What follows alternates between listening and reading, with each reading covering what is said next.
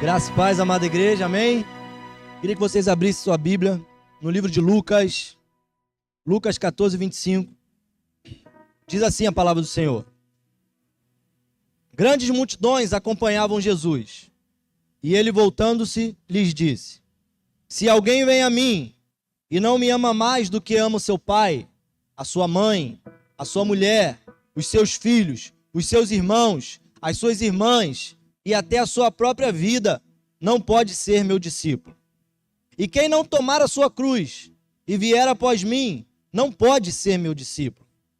Pois qual de vocês, pretendendo construir uma torre, não se assenta primeiro para calcular a despesa e verificar se tem os meios para concluir? Para não acontecer que, tendo lançado os alicerces e não podendo terminar a construção, todos os que a virem zombarem dele, dizendo: Este homem começou a construir e não pôde acabar. Ou qual é o rei, indo para combater outro rei, não se assenta primeiro para calcular se com 10.000 homens poderá enfrentar o que vem contra ele com 20.000? Caso contrário, estando o outro ainda longe, envia-lhe uma embaixada, pedindo condições de paz. Assim, pois, qualquer um de vocês que não renuncia a tudo o que tem, não pode ser meu discípulo. O sal é certamente bom, mas se o sal se tornar insípido, como lhe restaurar o sabor? Não presta mais nem para a terra, nem para um monte de estrume. Lançam-no fora. Quem tem ouvidos para ouvir, ouça. Vamos orar. Senhor, nosso Deus e nosso Pai, tem uma frase que eu queria começar com ela, que diz o seguinte: um ano novo só será novo se você mudar seus hábitos. Senão, será apenas outro ano. É uma frase do pastor Lucinho Barreto. Com a virada de ano, é normal, supernatural, a gente fazer os nossos projetos, fazer os nossos planos. Saí com a Vânia e com o Diego essa semana, e ela me falou que já fez os planos dela, né, Vânia? A gente faz planos na área, geralmente a gente faz mais planos na área física.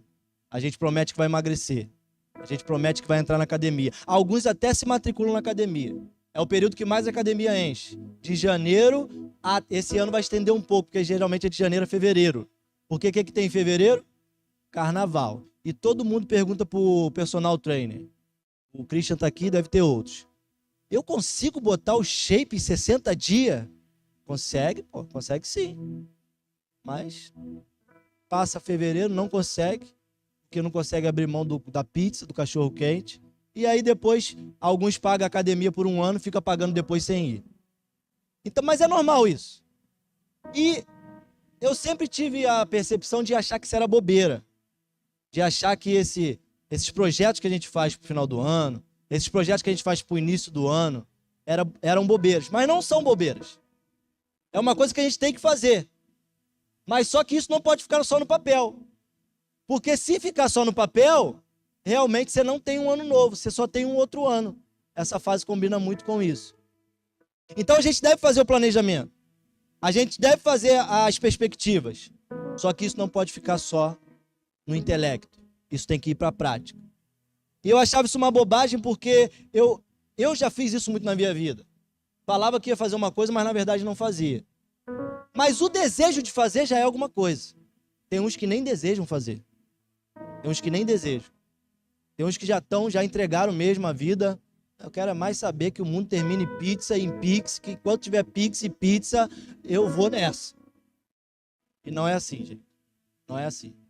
E eu estudei alguma coisa, estava lendo alguma coisa sobre marcos temporais. Interessante que quando eu fui estudar, quando eu li num livro isso, e quando eu fui pesquisar, não falava nada daquilo na internet sobre marcos temporais. Porque o pastor Valmir deve saber, e alguns aqui historiadores e que gostam da área da política devem saber, que essa frase, esse termo, é mais comum, quando eu fui pesquisar eu percebi isso. Que marcos temporais tem a ver com marcações de terras indígenas. Não tinha nada a ver com o que o livro estava falando. Marcos temporais, na íntegra, no nosso país, ele fala sobre quais terras os índios têm direito por causa da Constituição de 88, que diz que os índios não têm, isso está uma briga ainda, que os índios não têm direito às terras que eles habitavam quando os portugueses chegaram aqui. Só tem direito às terras depois da Constituição de 88, mas isso não tem nada a ver com a nossa conversa hoje à noite. Só estou falando porque talvez possa ter alguém aqui que sabe e vai pensar que eu estou falando alguma besteira sobre o que eu vou falar aqui. Os marcos temporais que eu quero falar aqui são realmente o marco do tempo, é um marco temporal, um marco de tempo, que divide o seu eu do passado do seu eu do futuro. É uma marcação no tempo que você e eu sabemos que existe e que faz sentido e que a gente projeta, mas muitas vezes está tão distante que a gente não consegue cumprir. Os marcos temporais que eu quero tratar aqui são as datas comemorativas, que você e eu muitos já sabemos, que quando a gente fala assim, ano novo, vida nova, mas ele não vai ser novo se você não criar novos hábitos. No meu aniversário, depois do meu aniversário de 40 anos, que também é um marco temporal, aniversário, é uma data comemorativa que é um marco temporal, depois do meu aniversário, esquece, eu fiz besteira até 40, depois de 40, e depois de 40 continua a mesma coisa, não muda nada. Esses são marcos temporais. E eu tenho uma notícia para te dar. Se você estava aqui no culto da virada, o culto da virada de 2025 já começou agora.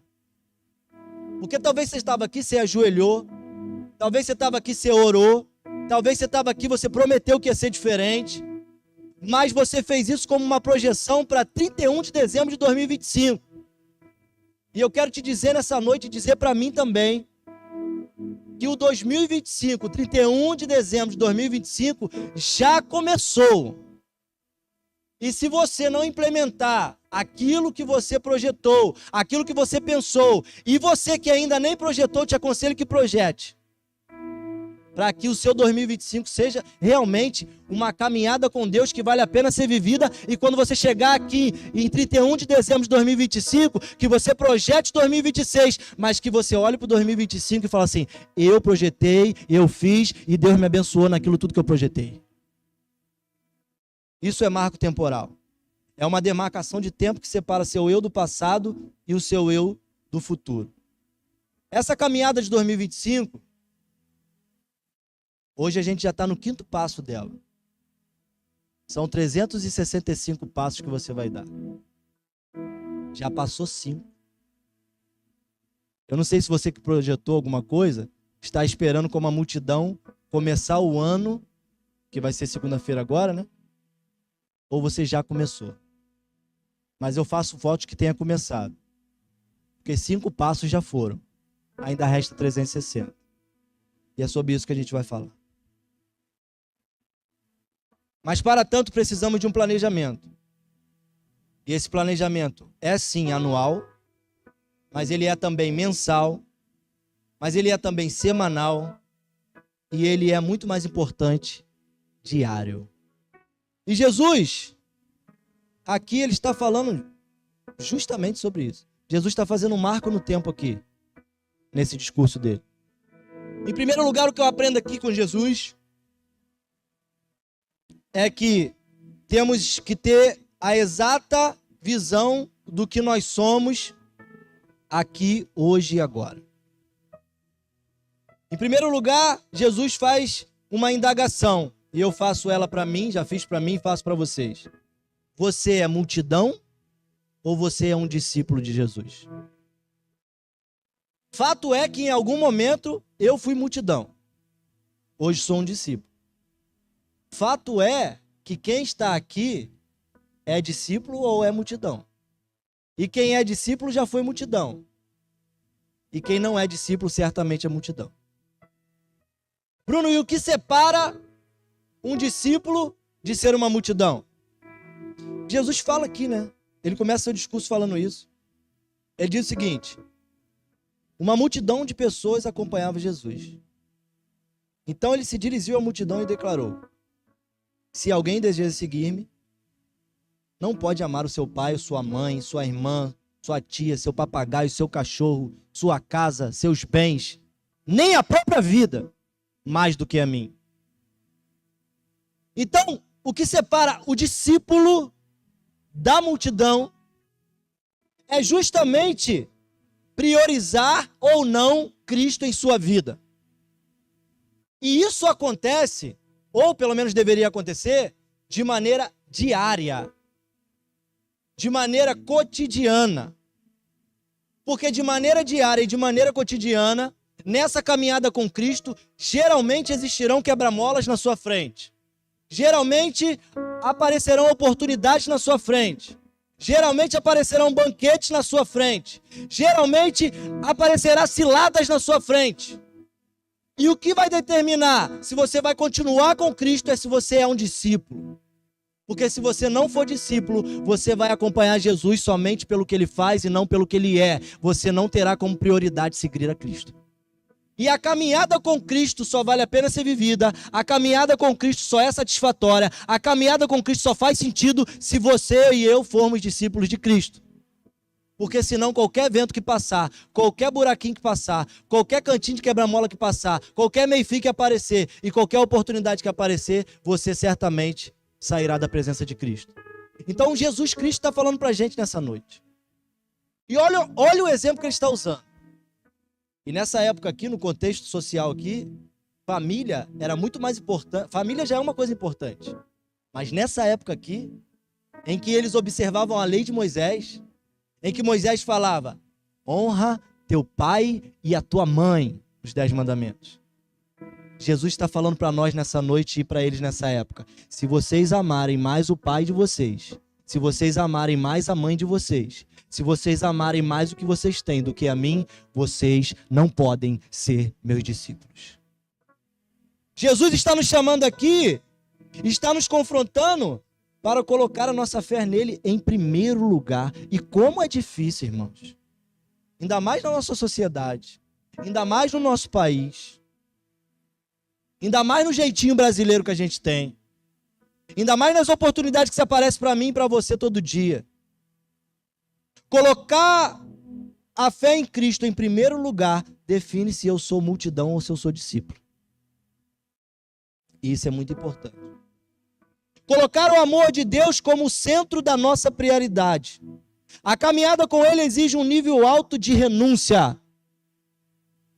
Afinal de contas, Bi, toda escolha gera uma renúncia. Se você escolheu essa caixa, você renunciou àquela. Mas se você escolher aquela caixa, você renunciou a essa. Se você escolher andar com Deus, você vai renunciar a outras coisas. E quando você escolhe outras coisas, você renuncia a andar com Deus. Então Jesus está chamando essa multidão e está nos chamando nessa noite para que, se quisermos ter essa caminhada com Ele, para que, se quisermos andar com Ele nas pegadas dele, para que, se quisermos ter um 2025 com Ele, planejado e projetado nele, para que ao ajoelharmos aqui 31 de dezembro de 2025, eu quero estar aqui, quero que você esteja aqui, quero que a sua família esteja aqui, quero que seus amigos estejam aqui, é necessário termos uma visão de quem nós somos. Não podemos ter um olhar de multidão e achar que somos discípulos. E achar que 31 de dezembro é um dia mágico, que o dia primeiro vai resolver todos os nossos problemas, que num partir de mágica vai resolver toda a nossa vida, mas não vai. Jesus está nos chamando hoje a colocar ele como centro da sua prioridade de 2025. Doa o que doer, corra as lágrimas, chore o que chorar. Nós fomos hoje um enterro onde o pai está triste, acabado, quebrado. Está sim. Mas ele aproveitou aquela oportunidade para pregar o evangelho. Ele não colocou a vida da filha dele em primeiro lugar, ele colocou Cristo em primeiro lugar. Ele falou assim: vocês acham que minha filha está ali? Não, ela está na glória. E se vocês não aceitarem esse Cristo, vocês vão estar ali. Mas minha filha não está ali. Foi linda a pregação dele. Foi linda. Aquele homem hoje colocou Cristo em primeiro lugar na sua vida. Ele usou a dor dele para evidenciar Cristo. Ele usou o luto dele para evidenciar Cristo. E o que Jesus está falando aqui, e acredito que ele quer para o nosso ano, novos começos, vamos ter as pregações aqui nas quartas-feiras. Não existe um ano novo se seus hábitos forem velhos. Jesus está falando com você, larga isso. E você prometeu largar. Você chorou, da última vez que você fez isso aí que você pensou agora, você chorou, você falou, Senhor, eu não vou fazer mais isso. Senhor, eu vou largar isso. Mas quando passou o dia 2, você fez de novo. E você é pecador assim como eu. Eu também faço. Mas você é um discípulo ou uma multidão? Jesus está nos chamando para colocar o amor dele como prioridade na nossa vida. Eu recebo oportunidades, irmãos. Você também recebe oportunidade. Mas as oportunidades que negam a Cristo, se aceitarmos, provamos que somos multidão. Quando viemos para esse lugar só pedir coisas para Jesus, provamos que somos multidão. Quando viemos para esse lugar só procurando as bênçãos que Ele pode nos dar, provamos que somos multidão. Quando vamos atrás de Jesus só pelos benefícios que Ele pode oferecer na nossa vida, provamos que somos multidão. Mas quando, alegres ou tristes, chorando ou com prato cheio, sem comida ou com comida, seguimos a Cristo, provamos que somos discípulos. Porque renunciamos aquilo que poderia nos dar um benefício para seguir a Cristo com Ele nessa caminhada. E eu te falo, a caminhada é longa. E eu estou traçando aqui só um ano. Pastor Alves já está quase 40 nessa caminhada. Eu já estou desde 2016 nessa caminhada. Dei umas tropeçadas feias aí, mas voltei para o caminho de novo. Você tem que pensar hoje se você é um discípulo. Você tem que pensar hoje se você quer ser um discípulo. Ou se você vai ficar vindo aqui na igreja só como multidão. No fundo, todos nós gostamos de disciplina. A disciplina é um pouco ruim, é um pouco penosa. Mas a gente gosta de disciplina. Sabe por quê? Quem gosta aqui que o seu time de futebol perca? Quem gosta? Eu adoro que meu time perca, assim. Eu gosto desse time mal treinado. Esse time mal treinado é o melhor time do mundo, mal treinado. Eu estava vendo uma reportagem do Bernardinho. Todos conhecem aqui, né? Bernardinho é um exímio treinador. Um cara extremamente disciplinado. E quantos não gostavam de ver a seleção do Bernardinho jogando? Quantos não gostavam? Mas sabe por que giba neles? Sabe por que a gente lembra dessas coisas? Porque ele era um cara disciplinado. Quando ninguém via. E ele colhia os frutos da sua disciplina. E ele falou assim, existe duas dores. A dor da disciplina e a dor do arrependimento. E eu digo para vocês que a dor do arrependimento é muito maior do que a dor da disciplina. A dor do arrependimento é muito maior do que a dor da disciplina. É difícil seguir Cristo? Sim. É difícil renunciar às coisas por causa dele? Sim. Mas o arrependimento de não ter negligenciado uma coisa por amor a ele é muito mais doloroso do que a disciplina de ter obedecido. E eu faço votos nessa noite que eu e você, jovens, velhos, casados, solteiros, enfrentemos esse ano que está se pregando que vai ser o pior ano da nossa história, com a taxa de juros mais alta, com a inflação mais alta, com a escassez mais alta, com o desemprego mais alto. Mas se passarmos isso tudo nas pegadas do Senhor, sendo disciplinado com Ele, sendo discípulo dEle, nós teremos testemunho para contar dia 31 aqui, sim. Se tiver choro, tudo bem. Se tiver lágrimas, tudo bem. Se tiver que não comer contrafilé, hoje minha mãe fez um churrasquinho pra gente. Mas não tinha contrafilé não, pastor. Só tinha asinha, linguicinha e uma contracoxa. Quem gosta de comer contracoxa assada na brasa? Era o que tinha. E a gente comeu com alegria.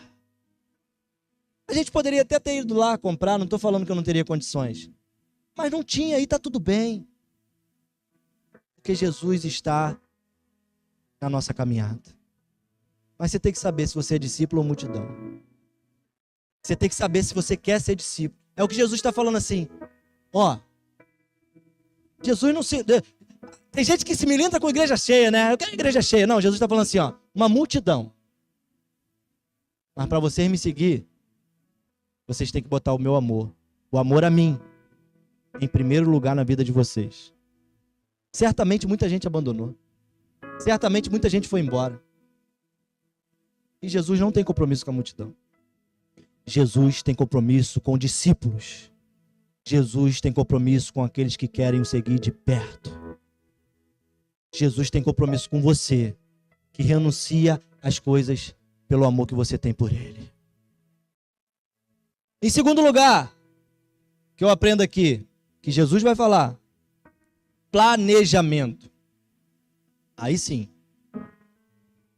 E eu te pergunto, quais são os desafios que você enfrentará esse ano? Alguns já sabem. Alguns estão com uma doença, outros estão desempregados, outros estão com um problema para resolver, problema no trabalho, problema na família, problema na escola. Quais são os desafios que você já sabe que vai enfrentar esse ano? Quais são as coisas que te esperam já amanhã, segunda-feira? O que vem que você já sabe? E eu digo mais, vai vir muita coisa que você não sabe. Vai vir muita pedra que você não espera. Vai vir muita paulada que você não estava esperando. Vai vir muita luta que você nem sonhava. Eu já te afirmo isso. Mas eu te afirmo também que você tem que refletir como que você vai enfrentar esses problemas. Se você está desempregado, você já viu um curso para fazer? Se você está com problema de saúde, você já procurou os caminhos? Se você está com problema na família, você já procurou a reconciliação? Você já traçou um planejamento para resolver isso? Jesus está falando assim, qual é a pessoa que quando vai construir uma torre, não se assenta primeiro para planejar a construção daquela torre? Por quê? Porque se você não planejar, no final de contas, o que vai vir sobre a sua vida é vergonha. Porque muitos vão olhar e vão falar assim, ah lá, começou e não conseguiu. Jesus está falando para mim e para ti nessa noite. Sentar, refletir, planejar aquilo que você já sabe que você vai enfrentar, aquilo que você não sabe que você vai enfrentar, caminhando com Ele, nas pegadas dEle, sendo um discípulo dEle. Planejamento. Ah, Bruno, então o que é isso? Planejamento financeiro? Você sabe o que você tem que fazer. Mas aqui eu quero tratar de coisas espirituais. Esse ano que passou, eu não fiz a leitura de livros. Aqui eu dei, né? Ele está falando, jogar o alicerce, levantar as paredes, botar o teto, colocar as mobílias. Jesus está falando sobre isso. Alicerce, parede, vai construir uma torre. Fiquei envergonhado porque o pastor Simval falou que esse ano vai ler 40 livros. Meu Deus, 40 livros. Aí eu fiquei mais envergonhado ainda porque o pastor Valmir Miriam falou que, tipo assim, um livro de 200 páginas, se eu sentar, eu leio um dia. Falei, mas o que é isso? Aí depois, vou ler meus 4 capítulos diários da Bíblia. Aí fala assim, caraca, eu sou fera mesmo, né? Aí o pastor Simval falou, não, esse ano eu vou ler 40 livros. Eu falei, 40?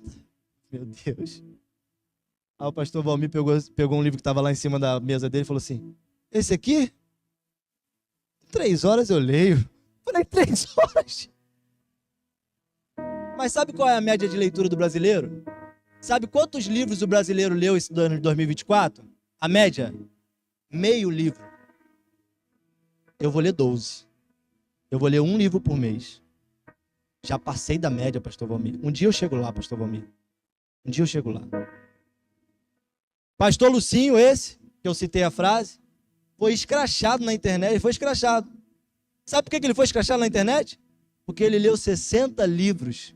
E ele, como é influência, ele fica publicando. Mas ele publicou para influenciar. Ele me influenciou. Eu não vou ler 60, eu vou ler 12. Mas qual o planejamento que você está tendo? Eu sou líder de jovens. Eu sou diácono da igreja. Então eu não consigo subir aqui se eu não estiver lendo alguma coisa para falar. Você é o quê? Você é um discípulo de Jesus. Você tem que sair do meio da multidão e entrar na fila do discipulado para você também ter o que falar de Jesus. Porque você não vai ter o que falar se você não ler. Você não vai ter o que falar se você não buscar. Você não vai ter o que falar se você não for disciplinado. Você vai ler um versículo, você vai ler um capítulo, faz do teu jeito. Uns leem 40, outros leem 60, outros leem 100. Eu leio 12, você vai ler quantos? Qual o planejamento que você tem para enfrentar as guerras que você vai enfrentar? Qual o plano que você traçou? Ou você acha que é um passe de mágica, ajoelhar 5 minutos para o culto acabar de 31, e quando você amanhecer em janeiro, você já amanhece abençoado? Não amanhece! Jesus está falando, se você fizer isso, você vai ficar envergonhado, a sua família vai ser envergonhada, todos que te verem vão zombar. Porque você vai ter começado uma coisa que você não terminou. E eu te digo nessa noite, comece uma coisa, vá até o fim, termine, planeje e termine o que você planejou. Para que quando você chegar aqui dia 35, você não precise de uma palavra. Você seja aquele que tem uma palavra para dar. Ah, pastor, tem uma palavra, eu recebo. Mas eu também tenho uma palavra para você, recebe. O Senhor é o teu pastor e nada te faltará. Eu tenho uma palavra. Pastor, se eu tenho uma palavra, eu recebo. Eu sou humilde, eu recebo uma palavra. Mas quem aparecer na minha frente, eu também tenho uma palavra. Porque tem um planejamento para isso. Porque tem uma caminhada para isso. Eu fiquei feliz também, no ano passado, mais uma vez, eu completei a leitura anual da Bíblia. E alguns que estão aqui vão falar que eu estou me amostrando, mas eu não estou nem aí para você, que eu sei que eu não estou me amostrando. Quando eu li Apocalipse 22, meu irmão, no dia 31 de dezembro, eu ajoelhei e agradeci a Deus, foi pela misericórdia dele, dia após dia. Bruno, e o que isso mudou na tua vida? Muita coisa que eu não fiz, muita coisa que eu renunciei, porque eu sabia, ou eu já tinha lido, ou eu ia ler mais tarde a Bíblia. E como é que você faz uma coisa que você sabe que teu Deus não se agrada, e depois você, com a cara mais mal lavada do mundo, pega a palavra dele para ler? É por isso que muita gente abandona a leitura diária. Porque a palavra confronta, a palavra rasga, a palavra te liberta, a palavra te limpa. Bruno, então você não pecou em 2024? Eu não estou falando disso, meu irmão. Eu não estou falando disso. Eu estou falando que a caminhada de 365 dias, ela é um passo a cada dia. E você precisa planejar isso. Porque as lutas virão. Leitura bíblica, oração, congregar. Congregar. E não é congregar, e não é vir para a igreja e sair voado para casa, não. Congregar. Congregar. Já viu pedra pontuda? Já viu? Olha para o teu lado aí que tem uma pedra pontuda do teu lado aí. Como é que era o templo? Como é que era construído o templo? Ali na frente, tá certo que o construtor ali, aquela da fachada, até dá uma lascada nela, né? Não, ali é quadradinha, lá na Igreja Batista, que é aquela mais torta. Aí o cara dá uma lascada assim, para a pedra se encaixar. Mas aqui na igreja não é assim não. É pedra pontuda com pedra pontuda. Às vezes bate ponta com ponta assim, ó, e dá aquela faísca. É assim mesmo. Porque ela vai ponta com ponta, mas ela tem um encaixe. Aí quando ela encaixa assim, ó, aí encaixou. Agora encaixou. Agora encaixou. A Maria tá rindo ali, hoje é aniversário dela. Mas ela sabe que eu já briguei com ela lá em cima na cozinha, não sabe? E ela deve ter ficado triste comigo. Mas depois a gente se acertou, porque ela é uma pedra pontuda, já está mais boleada por causa da idade, já passou por mais processos, já passou por mais lutas, já foi lapidada, já foi afinada. O jovem é mais pontudo, é mais afrontoso, ele, né? Vamos fazer, vamos acontecer, aí vai tomando as pancadas da vida, aí vai dando essa lapidadinha, aí a gente vai ficando mais misericordioso, vai olhando para a vida dos mais jovens, vai perdoando, né? Não é assim? Congregar é um ato de discipulado. Aqueles que não querem congregar se mostra que são multidão. Congregar, irmãos. Pastor Simval falou aqui, ora um mês e fica um mês sem orar. Você vai ver diferença. E se você não está orando, você está vendo diferença. Planejamento. E o último para acabar, propósito.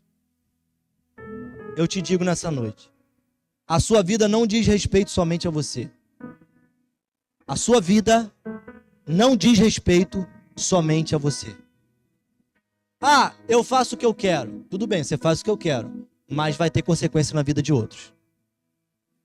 O pai que faz o que quer vai ter consequência na vida do filho. A mãe que faz o que quer vai ter consequência na vida do filho. Vai ter consequência na vida do marido. Vai ter consequência na vida da esposa. Vai ter consequência na vida do amigo. vai ter consequência na vida da igreja, vai ter consequência na liderança, vai ter consequência. A tua vida não diz respeito somente a você, se você for um discípulo. Tem olhos te observando, tem pessoas te olhando. A sua vida deve ser um espelho que reflete a glória de Deus quando você é um discípulo de Deus. Se você é multidão, tudo bem. Se você está satisfeito de ser multidão, tudo bem. Mas não pense que é um discípulo. Porque o discípulo, ele é disciplinado. Por quê? Porque a sua vida tem um propósito. E é o que Jesus vai terminar esse texto falando. Olha o que ele diz. Versículo 34. O sal é certamente bom. Mas se o sal se tornar insípido, como lhe restará o sabor? Não presta nem para a terra, nem para um monte de estrume. Lançam-no fora. Quem tem ouvidos para ouvir, ouça. É pesado isso aqui que Jesus fala. Ele se utiliza da imagem do sal. Ele se utiliza da imagem do sal, muito conhecida para mim e para você, inclusive, para aqueles que gostam de se aventurar na cozinha, para dizer assim, ó, se você não se tornar um discípulo, e se você não cumprir o propósito que eu tenho para a sua vida, porque muitos pensam assim, não, é assim, eu não quero estar muito envolvido, eu não quero estar assim muito lendo a Bíblia, porque eu não preciso, porque eu não prego, porque eu consigo fazer a obra de Deus de outra maneira. Não. Você tem um propósito que Deus quer realizar na sua vida e através da sua vida. Se você não estiver dentro desse propósito, Jesus está falando que você perdeu o sabor e você perdeu a capacidade de preservar, você não vai prestar mais para nada, nem para a terra, nem para um monte de estrume. Você vai ser lançado fora e pisado pelos homens. É isso que ele está dizendo. Se você perdeu o senso de propósito da sua vida, você que está aqui nessa noite, que é um discípulo, que quer ser um discípulo, que quer andar com Jesus, já sabe que Jesus está falando ao seu coração, já sabe que Jesus já falou ao seu coração, já sabe o que Ele quer para a sua vida. Se você não cumprir esse propósito, se eu não cumprir esse propósito, eu perco a minha capacidade de influenciar, porque o sal numa comida ele influencia. Você pode usar chimichurri, você pode usar coentro, você pode usar páprica defumada, você pode usar calabresa, você pode usar bacon, você pode usar cheiro verde, você pode usar o que for. Se você não botar o sal, você vai perceber que está sem sal, porque o sal influencia na comida. Você pode tocar violão, você pode jogar bola bem, você pode falar bem, você pode fazer o que for. Se Jesus não estiver na sua vida, você perdeu o propósito. Se Jesus não for a prioridade da sua vida, você não serve mais para nada no reino de Deus. Você só serve para ser jogado fora. Você é um inútil. Você não serve nem para ser estrume. É o texto que está falando, não sou eu. Você perder a tua capacidade de influenciar as pessoas através daquilo que Jesus quer para a sua vida, você perdeu a sua inutilidade. A sua utilidade. Se tornou inútil. Eu e você somos chamados para dar sabor a essa terra sem sabor. Você e eu somos chamados para preservar aquilo que está se perdendo. A carne salgada, ela preserva. O sal preserva a carne.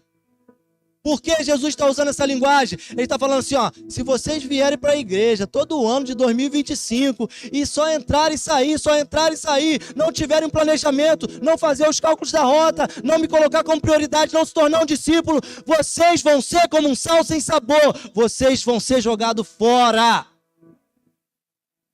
Quem tem ouvidos para ouvir, ouça. Quantos quer ser sem sabor aqui? Quantos quer ser um inútil aqui? Não inútil de acordo com a palavra que o pastor pregou há 2 domingos atrás. Inútil mesmo. Uma coisa não servir nem para estrume. Uma coisa que só serve para ser pisado pelos homens. Essa é a caminhada com Deus, meus irmãos. Não tem atalho. Não tem rota alternativa. E é Jesus que está falando. Se vocês quiserem me seguir e amarem qualquer outra coisa mais do que a mim, vocês não podem ser meus discípulos. E eu deixo essas perguntas para vocês. Multidão ou discípulo? Planejamento ou bagunça? Propósito ou inutilidade? Jesus está nos confrontando nessa noite. Vamos orar.